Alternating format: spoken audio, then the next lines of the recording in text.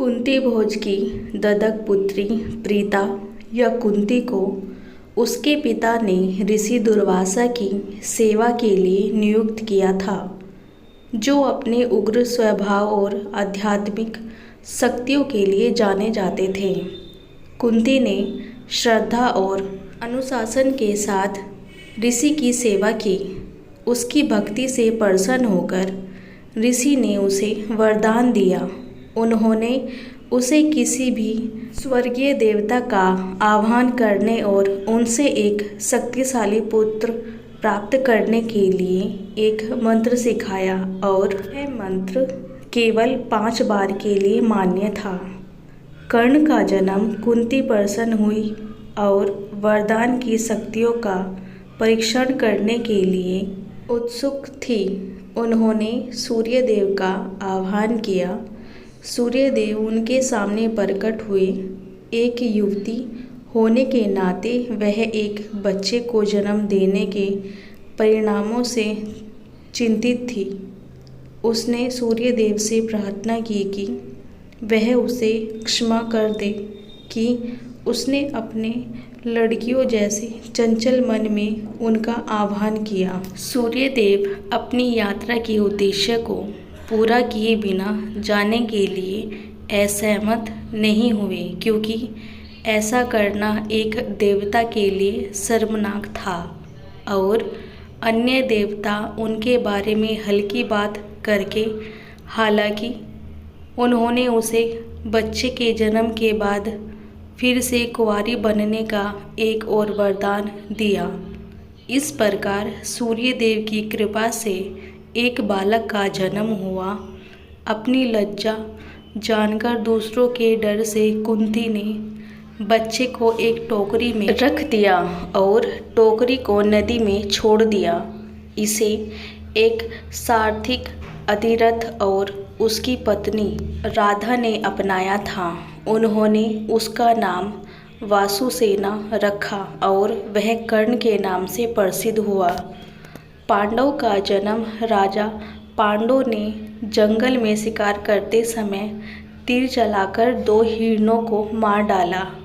हिरण वास्तव में एक ऋषि और उनकी पत्नी थे, जिन्होंने अपना शरीर बदल लिया था। उस अतरंग समय में उन्हें मारने के अपने मूर्खतापूर्ण कार्य के लिए राजा पांडु को श्राप दिया गया कि यदि वह कभी भी किसी महिला को गले लगाएगा तो उसकी मृत्यु हो जाएगी। इस प्रकार पांडु की रानियां कुंती और मद्री दोनों ही निसंतान रही। संतान की इच्छा रखने वाले पांडु दुखी रहने लगे। कुंती ने उन्हें अपने वरदान की कहानी बताई। कहानी से प्रसन्न होकर पांडु ने उनसे एक बच्चा पैदा करने की प्रार्थना की। कुंती और पांडु ने चर्चा की कि जिसका आह्वान किया जाए और उन्होंने फैसला किया वे एक ऐसा पुत्र चाहते हैं जो धार्मिक, भगवान यम के समान महान हो। उन दोनों ने खुद को शुद्ध करने के लिए कुछ दिनों तक ध्यान किया और फिर यम का आह्वान किया। यम प्रकट हुए और उन्हें धर्म में उनके समान महान एक लड़के का आशीर्वाद दिया। इस प्रकार युधिष्ठिर का जन्म हुआ। कुछ दिनों के बाद पांडु और कुंती ने उनके समान शक्तिशाली पुत्र की इच्छा रखते हुए पवन देवता का आह्वान किया।